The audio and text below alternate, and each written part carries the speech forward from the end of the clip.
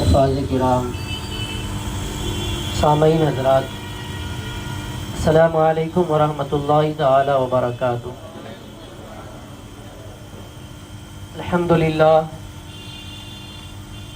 للہ الذی ہدانا الی سواء الطریق، والصلاة والسلام علی سید الانبیاء والمرسلین وعلی آلہ وصحابہ الطیبین الطاہرین، اما بعد، فاعوذ باللہ من الشیطان الرجیم، بسم اللہ الرحمن الرحیم، ورفعنا لک ذکرک، صدق اللہ العظیم۔ انتہائی محبت کے ساتھ حضور فخر موجودات، سید عالم، رحمت عالم، نور مجسم، شفیع امم، نبی مکرم، فخر آدم و بنی آدم، رسول محتشم، رسول ہاشمی، ارواحنا فدا، حضور احمد مجتبی محمد مصطفیٰ صلی اللہ تعالی علیہ وسلم کے دربار اقدس و اطہر میں محبتوں کے ساتھ درود پاک کا نذرانہ پیش کریں۔ اللہم صلی علی سیدنا شفیعنا و نبینا مولانا محمد مبارک وسلم، صلاۃ و سلام علیک یا رسول اللہ، سلم علیک یا حبیب اللہ۔ عزیزان گرامی، رفیقان محترم، الحمدللہ آج محرم الحرام کی مبارک مجالس میں سے ہماری یہ دوسری مجلس پاک ہے۔ کل آپ نے توحید باری تعالی عز و جل کے متعلق عقائد کے تعلق سے کچھ باتیں سماعت کی تھیں۔ آج انشاءاللہ حضور سرور کائنات، مختار دو جہاں صلی اللہ تعالی علیہ وسلم کی عظمت و رفعت بیان کرنے کی سعادتیں حاصل کروں گا۔ اللہ تعالی ہمیں حق کہنے اور حق پر عمل کی توفیق عطا فرمائے۔ آج کا جو موضوع ہے وہ انتہائی اہم موضوع ہے۔ رسول کائنات صلی اللہ تعالی علیہ وسلم کی تعریف بیان کرنا اور سرکار اقدس صلی اللہ علیہ وسلم کا ذکر جمیل کرنا۔ الحمدللہ یہ ہمارا وہ طریقہ ہے کہ جو طریقہ قرآن نے ہمیں بتایا ہے اور جس کی تعلیم اور تلقین ہمیں احادیث طیبہ سے ملتی ہے، ورنہ یہ موضوع تو وہ ہے کہ زندگیاں ختم ہوئی اور قلم ٹوٹ گئے مگر تیرے اوصاف کا ایک باب بھی پورا نہ ہوا۔ سرکار کی شان کون بیان کر سکتا ہے؟ وہ نبی اکرم رسول ہاشمی صلی اللہ تعالی علیہ وسلم، وہ مقصود کائنات جن کے صدقے میں پوری کائنات بنائی گئی، ان کی شان بیان کرنا یہ ہمارے بس کی بات نہیں ہے۔ وہ نبی کہ جو اپنے سب سے پیارے ساتھی، یار غار، خلوت اور جلوت میں ساتھ رہنے والے، آج قبر مبارک میں بھی ساتھ رہ رہے ہیں، وہ اپنے اس عظیم دوست سرکار صدیق اکبر سے فرمائیں، یا ابا بکر لم یعرفنی حقیقتا غیر ربی، اے ابو بکر میری حقیقت کو میرے رب کے سوا کسی نے جانا ہی نہیں۔ اب آپ اس حدیث پاک سے اندازہ لگا لیں کہ جب سرکار ابو بکر صدیق سے یہ فرمائے کہ ابو بکر میری حقیقت کو میرے رب کے سوا کوئی نہیں جانتا، تو کس کے اندر یہ مجال ہے، کس کے اندر اتنی ہمت ہے جو سرکار کی حقیقت کو بیان کر سکے۔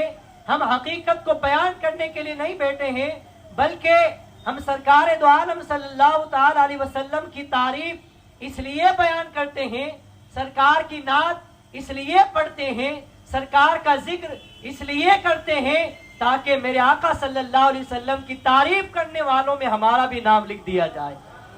ورنہ ہم کہاں اور آفتاب رسالت کہاں، ہم کہاں اور مہتاب نبوت کہاں، ہم کہاں اور وہ ذات گرامی کہاں جو حضرت جبرائیل علیہ السلام سید الملائکہ سے فرمائے اے جبرائیل بتاؤ تمہاری عمر کیا ہے.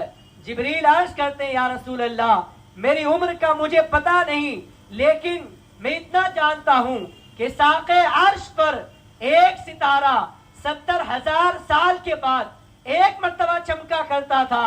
یا رسول اللہ میں نے اپنی زندگی میں اس ستارے کو 72,000 مرتبہ چمکتے ہوئے دیکھا ہے.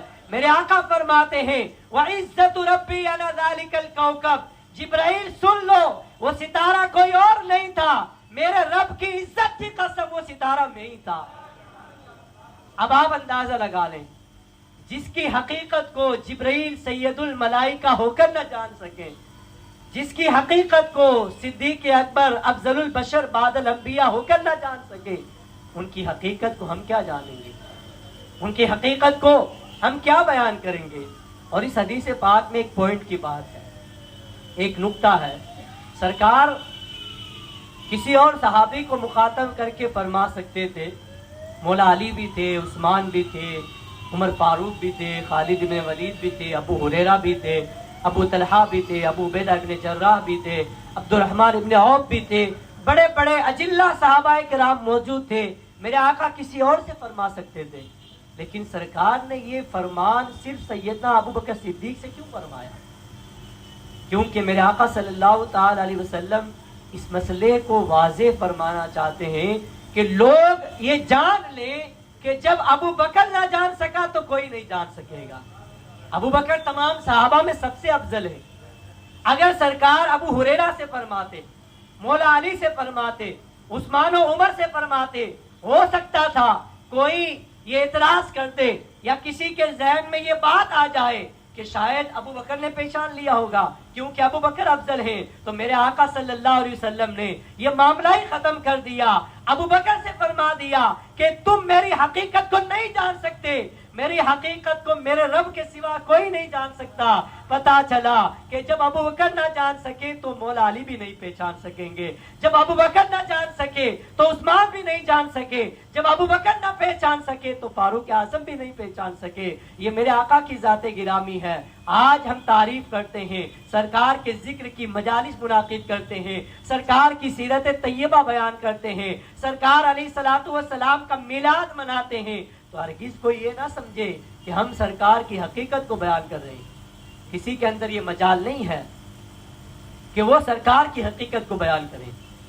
میرے آقا صلی اللہ علیہ وسلم کی تعریف اور سرکار کا ذکر قرآن مقدس کے اندر موجود ہے. ایک جگہ نہیں بلکہ پورا قرآن سرکار کی تعریف میں نازل ہوا ہے.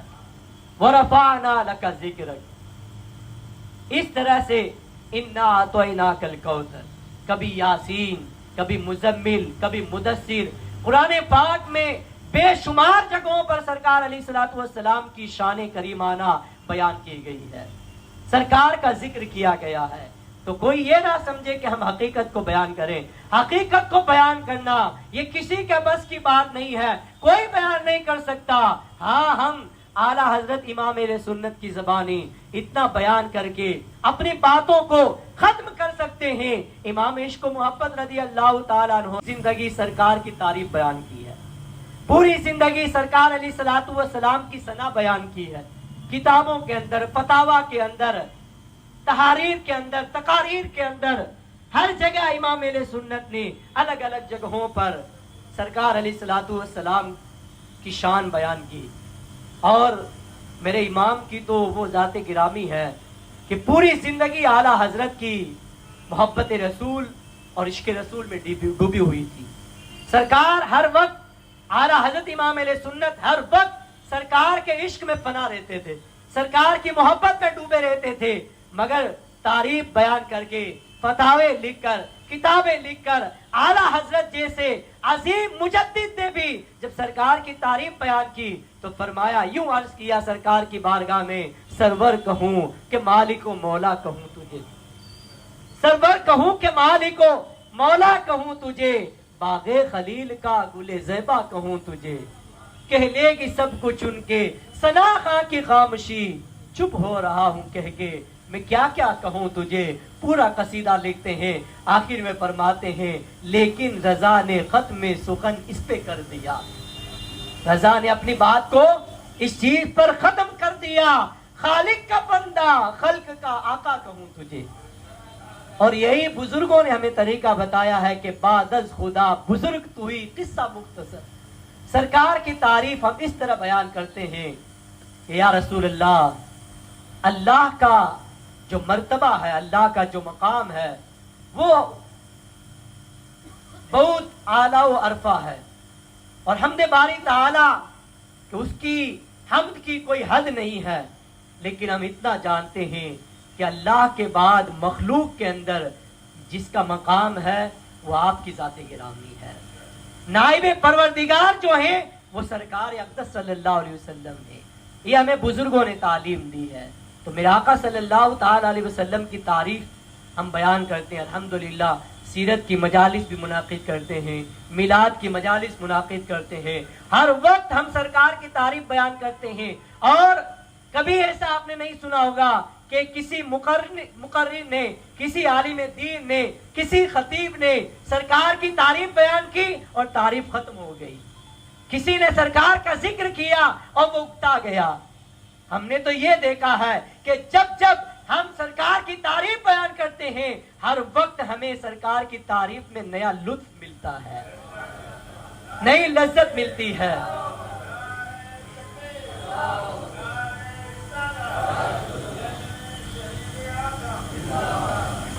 ये मेरे आका सल्लल्लाहु अलैहि वसल्लम की ज़ात गिरामी है। और पिछले जितने अंबियाए किराम तशरीफ लाए, हजरत आदम अलैहिस्सलाम से लेकर सैयदना ईसा अलैहिस्सलाम तक, तमाम अंबियाए किराम को अल्लाह ने अलग अलग खुसूसियात के साथ भेजा, अलग अलग मोजिज़ात के साथ भेजा, अलग अलग कमालात के साथ भेजा, अलग अलग उनके फजाइल थे, उनके मनाकिब थे। लेकिन तमाम अंबिया के अंदर जो मनाकिब थे, वो तमाम मनाकिब, वो तमाम फजाइल, वो तमाम मोजिज़ात, वो तमाम खुसूसियात अल्लाह तबारक व तआला ने सिर्फ अपने हबीब सल्लल्लाहु ताला अलैहि वसल्लम के अंदर जमा फरमा दिए। ये सरकार की ज़ात गिरामी है, ये मेरे आका सल्लल्लाहु अलैहि वसल्लम की ज़ात गिरामी है। तो आला हजरत इमाम अहले सुन्नत रज़ी अल्लाह ताला अन्हु ने इसीलिए तो यूं बयान फरमाया, वाह क्या जूदो करम है शहे बतहा तेरा, नहीं सुनता ही नहीं मांगने वाला तेरा, फर्श वाले तेरी शौकत का उलू क्या जाने। ये फर्श वाले ही सिर्फ सरकार की तारीफ नहीं करते हैं, ये जमीन वाले ही सिर्फ सरकार की तारीफ नहीं बयान करते हैं, बल्कि अर्श पर भी जिसके खुतबे पढ़े जाते हैं वो ज़ाते गिरामी है सरकार की। इमाम फरमाते हैं फर्श वाले तेरी शौकत का उलू क्या जाने, खुशरवा अर्श पे उड़ता है फरेरा तेरा। अर्श आज़म पर भी जिसकी मिदहत के तराने गाए जाते हैं वो ज़ाते गिरामी ताजदार मदीना सल्लल्लाहु अलैहि वसल्लम की है। आला हज़रत ने क्यों फरमाया, वाह क्या जूदो करम है शहे बतहा तेरा, नहीं सुनता ही नहीं मांगने वाला तेरा।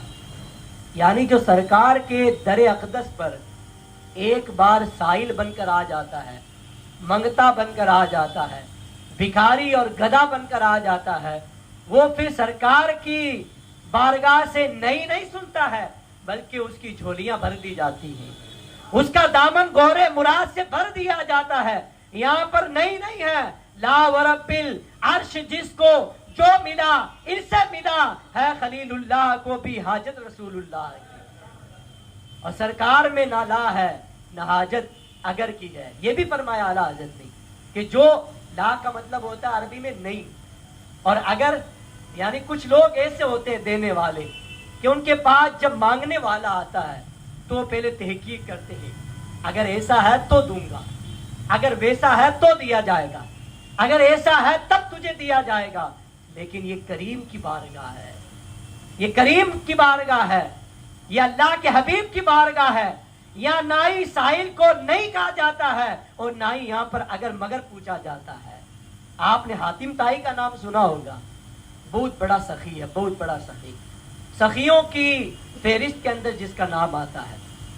اس کے بارے میں یہ مشہور تھا کہ جو حاتم طائی کے پاس آتا تھا وہ اس کو جو مانگتا تھا دے دیتا تھا، جو بھی مانگنے آتا اس کی جھولی کو بھر دیتا تھا، اور اس کا جو محل تھا، اس کا جو گھر تھا، اس کے 8 دروازے تھے، ایک دروازے سے ایک سائل مانگنے آتا اس کو دے دیا جاتا، وہی سائل گھوم کر دوسرے دروازے سے آتا تو حاتم طائی اس کو بھگاتا نہیں تھا، پھر بھی دیتا تھا، تیسرے دروازے سے آتا تھا تب بھی دے دیا جاتا تھا، یعنی ایک سائل حاتم طائی کے 8 دروازوں سے 8 مرتبہ مانگنے آتا تھا، اس کو 8 مرتبہ دے دیا جاتا تھا۔ کسی صحابی سے ایک شخص نے پوچھا کہ حاتم طائی اتنا سخی تھا اور اتنا کریم تھا، اتنا مالدار تھا، اتنا دینے والا تھا کہ اگر کوئی اس کے 8 دروازوں میں 8 بار مانگنے آتا تھا تو وہ 8 مرتبہ اس کو دیتا تھا۔ تو اس صحابی نے فرمایا کہ تم حاتم طائی کی سخاوت کی بات کرتے ہو، میرے آقا کی سخاوت کے بارے میں تم نے نہیں سنا ہے۔ سرکار کی سخاوت کے سامنے، میرے آقا کے جود و کرم کے سامنے حاتم طائی کی کوئی سخاوت نہیں ہے، اس کی کوئی گنجائش نہیں ہے۔ انہوں نے کہا کیسے؟ ارے وہ تو ایک فقیر کو، ایک سائل کو، ایک بھکاری کو 8 مرتبہ دیتا تھا۔ وہ صحابی فرماتے ہیں ارے یہ حاتم طائی تھا کہ جس کے در پر مانگنے والے بھکاری کو 8 مرتبہ آنا پڑتا تھا۔ میرے آقا کی بارگاہ وہ بارگاہ ہے کہ اس بارگاہ میں جو 1 مرتبہ آ جاتا تھا سرکار اس کو اتنا دیتے ہیں کہ اس کو دوسری مرتبہ مانگنے کی نوبت ہی نہیں آتی ہے، دوسری مرتبہ مانگنے کی نوبت ہی نہیں آتی ہے۔ حاتم طائی کی بارگاہ میں، حاتم طائی کے دربار میں مانگنے والا دوسری مرتبہ مانگتا تھا، تیسری مرتبہ مانگتا تھا۔ میرے آقا کے دربار میں بھکاری 1 مرتبہ آتا ہے، اس کو اتنا دے دیا جاتا ہے کہ دوسری مرتبہ مانگنے کی گنجائش ہی نہیں رہتی ہے۔ اسی لیے فرماتے امام واہ کیا جود و کرم ہے شہ بتہا تیرا، نہیں سنتا ہی نہیں مانگنے والا تیرا۔ بڑے بڑے معجزات دیے گئے، بڑے بڑے کمالات دیے گئے، انبیاء کرام کو ایسی اللہ نے ایسے کمالات دیے، ایسے معجزات دیے کہ ان معجزات کو بیان کروں تو ہماری یہ مجلس ختم ہو جائے گی۔ آپ اتنا جان لیں کہ آدم علیہ السلام سے لے کر عیسیٰ علیہ السلام تک جتنے انبیاء کو جتنے کمالات، خصوصیات اللہ نے عطا فرمائی، جتنے معجزات دیے گئے، وہ تمام معجزات، تمام خوبیاں اللہ نے اپنے حبیب صلی اللہ تعالی علیہ وسلم کو عطا فرمائے۔ حضرت عیسیٰ علیہ السلام کے زمانے میں لوگ آتے تھے عیسیٰ علیہ السلام کی بارگاہ میں، اگر مردے کو لاتے تھے تو وہ زندہ ہو جاتا تھا، آپ ٹھوکر مارتے، اللہ کے حکم سے وہ کھڑے ہو کے باتیں کرتا تھا۔ عیسیٰ علیہ السلام کی بارگاہ میں مادرزاد اندھے کو لایا جاتا، حضرت عیسیٰ علیہ السلام نورانی ہاتھ پھیرتے، وہ دیکھنے لگ جاتا، آنکھ والا ہو جاتا۔ لیکن یہ تو عیسیٰ علیہ السلام کا معجزہ ہے کہ وہ مردے سے باتیں کروا دیتے ہیں۔ میرے آقا صلی اللہ علیہ وسلم کا معجزہ یہ ہے کہ صرف مردوں سے نہیں بلکہ پتھروں سے بھی سرکار کلمہ پڑھا دیتے ہیں۔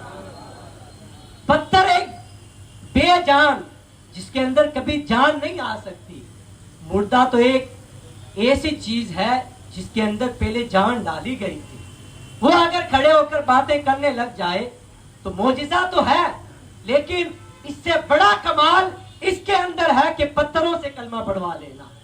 حضرت مولا علی شیر خدا فرماتے ہیں کہ ایک مرتبہ میں مدینے کی گلیوں میں سرکار علیہ الصلوۃ والسلام کے ساتھ کسی راستے پر گزر رہا تھا، میں نے ایک آواز سنی جو سرکار پہ درود کی آواز آ رہی ہے، الصلاۃ والسلام علیک یا رسول اللہ۔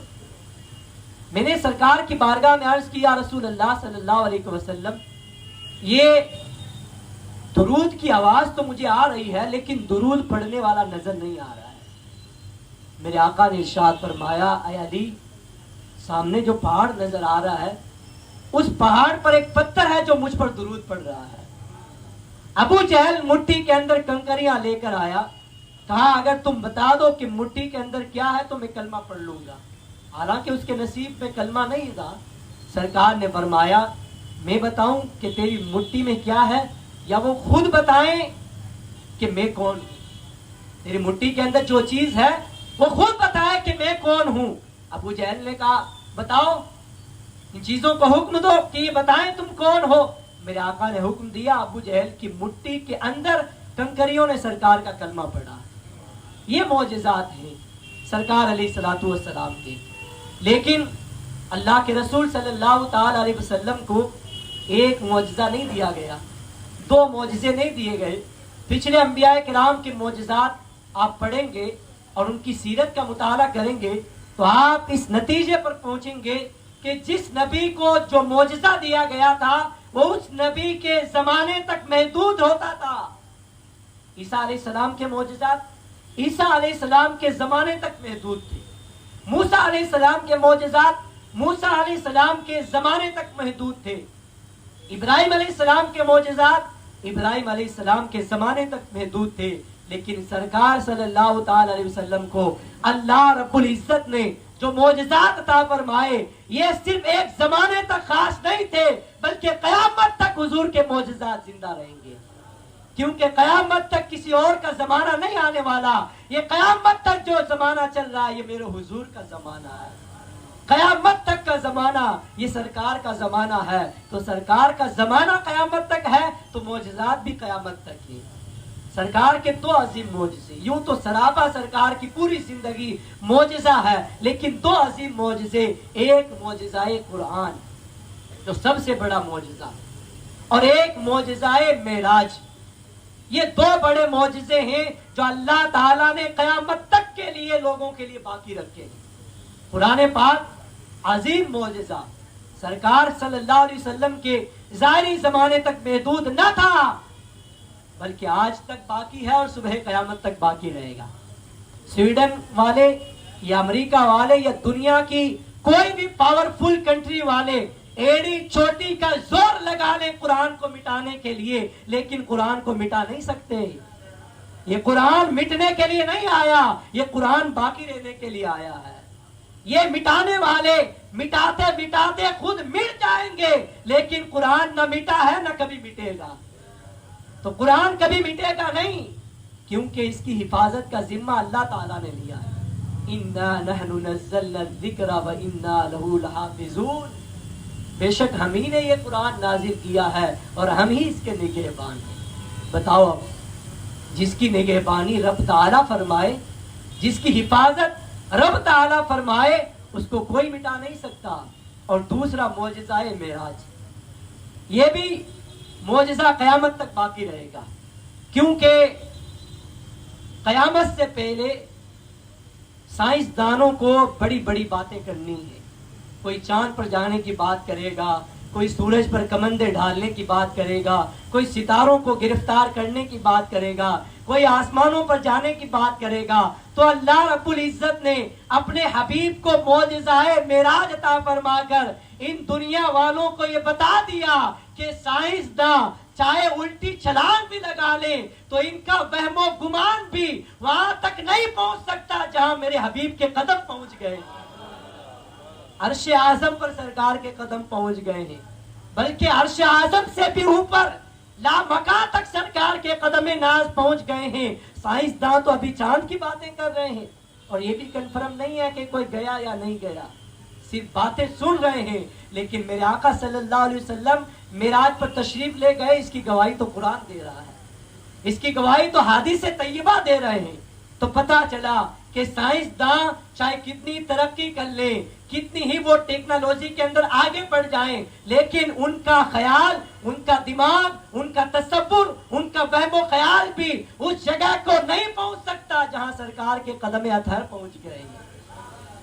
اور سرکار کی تعریف بیان کرنا, سرکار کے معجزات کو بیان کرنا, میرے آقا کی خصوصیات کو بیان کرنا, یہ کوئی نیا طریقہ نہیں ہے. آج کل کچھ لوگ اس پہ بھی اعتراض کرتے ہیں, حالانکہ انہیں یہ سوچنا چاہیے کہ ہمیں کلمہ کس کے صدقے میں نصیب ہوا ہے, ہم مسلمان کس کے صدقے میں ہوئے ہیں, اسلام کس کے صدقے میں ملا ہے, ہمیں پیدا کس کے صدقے میں کیا گیا. आला हज़रत इसीलिए तो फरमाते हैं, आज ले उनकी पनाह, आज मदद मांग उनसे, फिर न मानेंगे क़यामत में अगर मान गया। यानी जो कुछ मानना है, सरकार को आलिमुल गैब मानना है, हाजिर और नाजिर मानना है, मेरे आका की शफाअत को मानना है, मेरे आका के इल्म गैब को मानना है, मेरे आका की हयात तैयबा को मानना है, सरकार की शान अक़दस को मानना है, सरकार की अजमत को मानना है, सरकार की रिफात को मानना है, मेरे आका के कमालात को मानना है, तो आज मानना पड़ेगा। क़यामत में देख कर तो सब कहेंगे कि हम मानते हैं, लेकिन वहां मानना कुछ काम ना आएगा। अगर काम आएगा तो आज का मानना काम आएगा। आज ले उनकी पनाह, आज मदद मांग उनसे, फिर न मानेंगे क़यामत में अगर मान गया। और आला हज़रत फरमाते हैं, नजदियों कलमा पढ़ाने का भी एहसान गया, यानी अल्लाह के रसूल सल्लल्लाहु ताला अलैहि वसल्लम ने तुम्हें कलमा दिया, ईमान दिया, इस्लाम दिया, कुरान दिया, शरीयत दी, अल्लाह रब्बुल इज्जत की मारिफत का पता बताया, इसके बावजूद तुमने सरकार की अजमत का इनकार कर दिया। तुम्हें तो ये सोचना चाहिए कि ये जमीन, ये आसमान, ये सूरज, ये चांद, ये शजर, ये हजर, ये सारी कायनात का जर्रा जर्रा किसके सदक़े में बनाया गया? ये सरकार के सदक़े में बनाया गया। ये मैं नहीं कहता हूँ, बल्कि रब्बुल इज्जत ने फरमाया, लौला का लमा खलक़तुल अफ़लाक वल अर्दीन, ऐ महबूब अगर तुम्हें पैदा करना मकसूद ना होता तो मैं ना जमीन को बनाता ना आसमान को बनाता। सरकार ना होते तो ये जमीन भी नहीं होती, ये आसमान भी ना होता, ये सारी मखलूक जो हमें नजर आती है ये कोई पैदा ना होते, ये सब बनाया गया सरकार के सदक़े में है। इसीलिए तो मेरे इमाम फरमाते हैं, जमीन व ज़मा तुम्हारे लिए, मकीन व मकान तुम्हारे लिए, चुनीन व चुना तुम्हारे लिए, बने दो जहां तुम्हारे लिए। हम आए यहाँ तुम्हारे लिए, उठे भी वहां तुम्हारे लिए, दहन में ज़बां तुम्हारे लिए, बदन में है जान तुम्हारे लिए। आज हमारे मुंह के अंदर ये जबान बाकी है, ये भी सरकार का सदका है। बदन के अंदर जान बाकी है, ये भी सरकार का सदका है। हम यहाँ दुनिया में आए हैं, ये भी सरकार का सदका है। कयामत में उठाए जाएंगे, ये भी सरकार का सदका है। ये सरकार के सदके में बनाया गया। मेरे आका मकसूदे कायनात हैं, सरकार के सदके में सब कुछ बनाया गया। तो ये सरकार की तारीफ बयान करना, कोई ये ना समझ ले कि ये 100-150 साल पहले बरेली वालों ने इजाद किया है, ये फला शहर वालों ने इजाद किया है। ये बरेली का अकीदा नहीं है, ये कुरान का अकीदा है। ये बरेली का अकीदा नहीं है, ये हादीस तैयबा में जो अकीदा हमें बताया गया वो अकीदा है। हाँ, बरेली वाले ने हमें इस अकीदे की तालीम दी है, इस अकीदे का पैगाम दिया है, इस अकीदे को ताज़ा और मजबूत किया है बरेली के ताजदार ने। और ये अकीदा बहुत पुराना अकीदा है। मैं हवाई बातें नहीं करूंगा। हजरत हसन बिन साबित की सीरत पढ़ लो। शायर दरबार रिसालत सल्लल्लाहु ताला अलैहि वसल्लम सैयदना हसन बिन साबित रज़ी अल्लाह ताला अन्हु, जो सरकार अली सलातु वस्सलाम के सामने खड़े होकर सरकार की नात पढ़ते थे, मेरे आका की नाते पाक पढ़ते थे। और मेरे आका ने उनके लिए दुआ भी फरमाई, अल्लाहुम्मा अय्यदहु बिरूहिल कुदुस, ऐ अल्लाह हसन की जिब्राइल अलैहिस्सलाम के जरिए मदद फरमा। पता चला जो नात पढ़ता है सरकार उसके लिए दुआ फरमाते हैं, सरकार उसकी मदद फरमाते हैं और उसकी तमाम हसरतों को, तमाम तमन्नाओं को, तमाम नेक ख्वाहिशात को मेरे आका पूरा फरमाते हैं। हसन बिन साबित क्या फरमाते हैं, व अहसनु मिनका लम तर क़त्तु ऐनी व अजमलु मिनका लम तलिदिन निसा खुलिक़्ता मुबर्रअन मिन कुल्ली ऐबिन कअन्नका क़द खुलिक़्ता कमा तशा। या रसूल अल्लाह सल्लल्लाहु अलैहि वसल्लम, आपके जैसा हसीन व जमील मेरी आंख ने देखा ही नहीं। व अजमलु मिनका लम तलिदिन निसा, मेरी आंख क्या देखती, आपके जैसा हसीन व जमील तो किसी माँ ने जना ही नहीं। खुलिक़्ता मुबर्रअन मिन कुल्ली ऐबिन, या रसूल अल्लाह, आपको आपके रब ने हर ऐब से पाक पैदा फरमाया। ये सरकार की तारीफ है। आज भी हम यही बयान करते हैं, हम कोई और बात बयान नहीं करते, हम भी इसी तरह सरकार की तारीफ बयान करते हैं। फिर हजरत हसन बिन साबित फरमाते हैं खुलिक़्त मुबर्रअम मिन कुल्लि आइबिन कअन्नका कद खुलिक़्त कमा तशा। या रसूल अल्लाह, गोया के जैसा आप चाहते थे वैसा ही आपके रब ने आपको बनाया है। ये हजरत हसन बिन साबित ने कब फरमाया? 50-60 साल पहले नहीं, 14 सदियों पहले, 1400 साल पहले ये सरकार हसन बिन साबित ने फरमाया। और 13 सदियों के बाद बरेली के ताजदार ने इसी की तर्जुमानी फरमाई। क्या फरमाया? यूं अर्ज करते हैं सरकार की बारगाह में, लम याति नजीर कभी नजरिम मिथले तो नशुद पैदा जाना, जगराज को ताज तोरे सरसू है तुझको शहेदो सरा जाना। ये इमाम फरमाते हैं वो कमाल हुस्न हुजूर है कि गुमान नफ्स जहां नहीं, यही फूल खार से दूर है, यही शम्मा के धुआं नहीं। क्या फरमाते आला हजरत? फरमाते हैं ये सरकार का कमाल है, ये सरकार की खूबसूरती है, और ये ऐसा फूल है, आपने देखा होगा कि फूल जितना ही खुशबूदार होता है, खूब जितना ही आला होता है, फूल जितना अच्छा होता है, उसके साथ कांटे भी होते हैं। लेकिन मेरे आका सल्लल्लाहु अलैहि वसल्लम ऐसे फूल हैं जिसके साथ कांटा नहीं है, और जहां पे शमा जलती है वहां धुआं भी होता है, लेकिन मेरे आका सल्लल्लाहु ताला अलैहि वसल्लम ऐसी शमा है, ऐसी रोशनी है कि सरकार के पास कोई धुआं नहीं है। आला हजरत ने ये कसीदा लिखा, और हमें सरकार इमाम इश्क व मोहब्बत इमाम अहमद रजा खां मुहद्दिस बरेलवी कुद्दिस सिर्रुल अजीज ने ये तालीम भी दी है अपने मानने वालों को। आज दावा तो बहुत लोग करते हैं, नारा सब लगाते हैं, लेकिन तालीम पर अमल बहुत कम लोग करते हैं। इमाम इश्क व मोहब्बत ने ये कसीदा कब लिखा? बात आ गई तो मैं अर्ज कर दूं। एक नवाब साहब थे नान पारा के, बरेली बेराई शरीफ के पास एक जगह है जिसका नाम नान पारा है। वहाँ के नवाब साहब आला हजरत के पास एक शख्स को भेजते हैं। वो आकर आला हजरत की बारगाह में अर्ज करता है, हुजूर आप शायर हैं, बहुत बड़े शायर हैं, नवाब साहब के बारे में भी कुछ लिख दीजिए। आला हजरत फरमाते हैं मैं लिख देता हूँ। आला हजरत ने लिखा वो कमाल हुस्न हुजूर है कि गुमान नफ्स जहां नहीं, यही फूल खार से दूर है, यही शम्आ के धुआं नहीं, तेरे आगे यूं है दबे लचे वो सहा अरब के बड़े बड़े, कोई जाने मुंह में सुबह नहीं, नहीं बल्कि जिस्म जान नहीं, वही लामका के मकी हुए सरे अर्श तख्त नशी हुए, वो नबी है जिसके है ये मकान, वो खुदा है जिसका मकान नहीं। लिखते गए पूरा कलाम लिखा, पूरा कसीदा लिखा। नवाब साहब इंतजार कर रहे हैं, मेरी तारीफ में अभी कोई शेर आने वाला है, अभी कोई शेर आने वाला है। लेकिन मेरे इमाम ने आखिरी शेर के अंदर, मक्ते के अंदर इरशाद फरमा दिया, करूं मदहे अहले दुवल रजा। ये अहमद रजा और दुनियादार की तारीफ करे, ये कभी नहीं हो सकता। करूं मदहे अहले दुवल रजा। अरे ये तो बला है, ये तो मुसीबत है, पड़े इस बला में मेरी बला। करूं मदह अहले दुवल रजा, पड़े इस बला में मेरी बला। नहीं नहीं, मैं गदा हूं अपने करीम का, मेरा दीन पारा ही ना नहीं। मेरा दीन कोई रोटी का टुकड़ा नहीं है कि जो आए वो अपनी तारीफ करवा ले।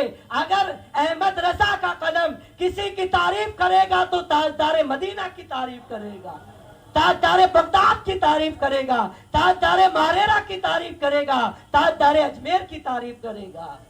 तो ये हमारे इमाम ने हमें पैगाम दिया है। आजकल के शायरों को आप देख लें, कोई ठिकाना नहीं है, कौन बेटा उसकी तारीफ कर दी, कोई नवाब साहब आए, कोई सेठ साहब आए, उसकी तारीफ कर दी। हालांकि महफिल पाक जो सरकार अक़दस सल्लल्लाहु अलैहि वसल्लम की जानिब मंसूब होती है, वो सरकार की बारगाह में सरकार की शान बयान करने के लिए होती है। ये इमाम इश्क व मोहब्बत का पैगाम है कि दुनियादारों की तारीफ मत करो।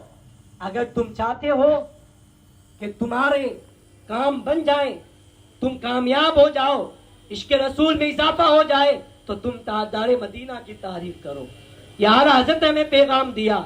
और ये तारीफ करना, ये जिक्र करना, ये नात पढ़ना, ये सरकार अक़दस सल्लल्लाहु अलैहि वसल्लम की मिलाद की मजालिस मुनाकिद करना, ये नया तरीका नहीं है, ये तरीका बहुत पुराना है, ये बहुत पुराना तरीका है। और शान बयान करूं, मेरे आका सल्लल्लाहु अलैहि वसल्लम की आला हजरत के भाई हैं मौलाना हसन उस्ताद ज़मन रहमतुल्लाह अलैह, एक शेर में फरमाते हैं कि फकत इतना सबब है انعقاد بزم محشر کا کہ ان کی شان محبوبی دکھائی جانے والی ہے۔ اس شعر کو بس آپ ذہن میں رکھیں اور اس کی تشریح سن لیں، اس کے بعد اپنی بات کو ختم کرتا ہوں۔ اعلیٰ حضرت کے بھائی نے یہ شعر فرمایا، وہ فرمانا چاہتے ہیں کہ مجھے یہ بتاؤ میدان محشر کیوں قائم کیا جائے گا؟ نفسی نفسی کا عالم ہوگا، 50,000 سال کا ایک دن ہوگا، لوگ اپنے اپنے گناہوں میں ڈوبے ہوں گے، باپ بیٹے کو نہیں پوچھے گا، بیٹا باپ سے دور بھاگے گا، ماں بیٹے کی نہیں پرواہ کرے گی، بلکہ بیٹا ماں کے پاس نیکی مانگنے آئے گا تو ماں کہے گی مجھے تو خود آج نیکی کی ضرورت ہے۔ یہ ماں باپ تو چھوڑ دو، یہ دور کی بات ہے، انبیاء کرام بھی شفاعت نہیں کریں گے۔ لوگ گھوم گھوم کر شفاعت کی طلب میں، شفاعت کی تلاش میں کہ کس طرح آج اللہ رب العزت کی رضامندی حاصل کرنی ہے، آج اللہ کو کیسے خوش کرنا ہے۔ ارے اللہ تعالیٰ تو قادر مطلق ہے، وہ اگر چاہے تو پورے لوگوں کا، پوری مخلوقات کا حساب و کتاب ایک سیکنڈ کے 1000ویں حصے میں بھی کر سکتا ہے، یہ اللہ کی قدرت ہے۔ لیکن یہ پورا محشر کا میدان سجایا جائے گا، میزان عمل لگایا جائے گا، پل صراط لگائی جائے گی، تمام لوگوں کو جمع کیا جائے گا، سورج سوا نیزے پر کر دیا جائے گا، لوگ نفسی نفسی کے عالم میں گھبرائے ہوں گے۔ یہ سب کیوں ہوگا؟ اس کی وجہ کیا ہے؟ آخر اللہ تو جانتا ہے کہ کون جنتی ہے کون جہنمی ہے۔ اللہ تعالیٰ اگر چاہے تو بغیر حساب و کتاب کے ہی جنتیوں کو جنت میں بھیج دے، جہنمیوں کو جہنم میں بھیج کر پورا معاملہ ختم فرما دے، لیکن یہ سارا محشر کی بزم سجائی جائے گی، مجلس منعقد کی جائے گی، بہت بڑا میدان سجایا جائے گا۔ اس کی وجہ کیا ہے؟ آپ نے سوچا کبھی اس کا بیک گراؤنڈ کیا ہے، اس کا ریزن کیا ہے؟ تو اعلیٰ حضرت کے بھائی یہ بتانا چاہتے ہیں کہ لوگ آدم علیہ السلام کے پاس جائیں گے کہ آپ اللہ کے نبی ہیں، ہماری شفاعت کر دیجئے، ہمیں اللہ کی معرفت کا پتہ بتا دیجئے۔ آج اللہ رب العزت غضب و جلال میں ہے، اللہ کی خوشنودی کیسے حاصل کریں؟ آپ ہماری شفاعت فرما دیجئے۔ آدم علیہ السلام کہیں گے کہیں اور چلے جاؤ۔ لوگ گھومتے پھرتے نوح علیہ السلام کے پاس آئیں گے، نوح علیہ السلام بھی کہیں گے اذهبوا الی غیری، کہیں اور چلے جاؤ۔ موسیٰ علیہ السلام کے پاس آئیں گے، وہ بھی کہیں اور بھیج دیں گے۔ عیسیٰ علیہ السلام کے پاس آئیں گے، وہ بھی کہیں گے اذهبوا الی غیری، لیکن آخر میں عیسیٰ علیہ السلام پتہ ضرور بتا دیں گے، پتہ بتا دیں گے کہ جاؤ، آج اگر کوئی شفاعت کر سکتا ہے تو صرف آمنہ کا لال کر سکتا ہے، عبداللہ کا پیارا کر سکتا ہے۔ آج اگر اللہ رب العزت کو کوئی خوش کر سکتا ہے تو تاجدار مدینہ کر سکتے ہیں، سید الانبیاء کر سکتے ہیں، ان کے بغیر تو ہم بھی شفاعت نہیں کر سکتے۔ لوگ گھوم پھر کر آخر میں سرکار کی بارگاہ میں آئیں گے۔ آپ نے یہ سنا کہ سب انبیاء نے کیا جواب دیا تھا؟ اعلیٰ حضرت کے بھائی فرماتے ہیں کہیں گے اور نبی اذهبوا الی غیری، یعنی کہیں اور چلے جاؤ، کہیں گے اور نبی اذهبوا الی غیری، میرے حضور کے لب پر انا لہا ہوگا۔ سرکار یہ نہیں فرمائیں گے کہیں اور چلے جاؤ، سرکار فرمائیں گے میں تو اسی لیے آؤں، میں تو اسی لیے ہوں کہ آؤ آؤ میرے دامن میں آ جاؤ، میرے غلاموں، میں تو تمہاری شفاعت کے لیے بھیجا گیا ہوں۔ تو سرکار اعلیٰ حضرت کے بھائی فرماتے ہیں فقط اتنا سبب ہے انعقاد بزم محشر کا کہ ان کی شان محبوبی دکھائی جانے والی ہے۔ یہ بزم محشر سجانے کا ریزن اور سبب یہ ہے کہ اللہ رب العزت میدان قیامت کے اندر روز محشر پوری مخلوق کے سامنے اپنے حبیب کی محبوبی دکھائے گا، شان محبوبی دکھائے گا، اور لوگوں کو بتائے گا کہ میرے آقا صلی اللہ علیہ وسلم کی ذات کیا ہے، سرکار کی ذات کیا ہے۔ میرے آقا صلی اللہ علیہ وسلم سجدے میں چلے جائیں گے تو رب العزت ارشاد فرمائے گا اے محبوب سجدے سے سر اٹھا لیجئے، میں نے تمہاری امت کو بخش دیا ہے۔ انا اعطیناک الکوثر، ساری کثرت پاتے یہ ہیں، رب ہے موتی، یہ ہے قاسم، رزق اس کا ہے، کھلاتے یہ ہیں۔ آج لوگ کہتے ہیں جو مانگنا اللہ سے مانگو، رسول سے کیوں مانگتے ہو؟ جو مانگنا ڈائریکٹ مانگو، بیچ میں وسیلہ کیوں لاتے ہو؟ ارے تم اگر یہ کہتے ہو کہ ڈائریکٹ مانگو اور پھر تم دنیاوی اسباب اپنے اندر پیدا کرتے ہو، میرے آقا صلی اللہ تعالی علیہ وسلم کے بغیر کوئی خدا تک نہیں پہنچ سکتا۔